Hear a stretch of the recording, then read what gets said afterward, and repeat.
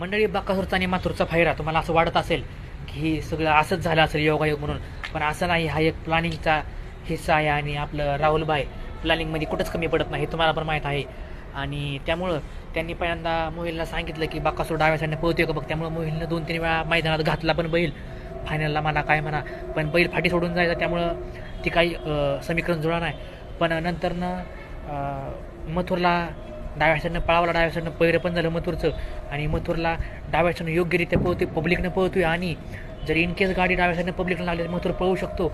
आणि मथुर दुगणे रफ्तारचे पळतोय, हे तर सिद्ध झालं. आणि राहुलबाईचा हा प्लॅनिंग यशस्वीरित्या पार पडला. कारण एकंदरीत दोन्ही बैल सेम खांद्याची होती, उजव्या खांद्याची, तर कोणाला तरी डावं व्हायला पण होतं. पण ते बाकासूरला काही पॉसिबल झालं नाही, मथुरला पॉसिबल झालं. आणि मथुरलाच आता डाव्या खांद्याने पळवणार आहेत बाकासूरसोबत. आणि हा सर्व प्लॅनिंग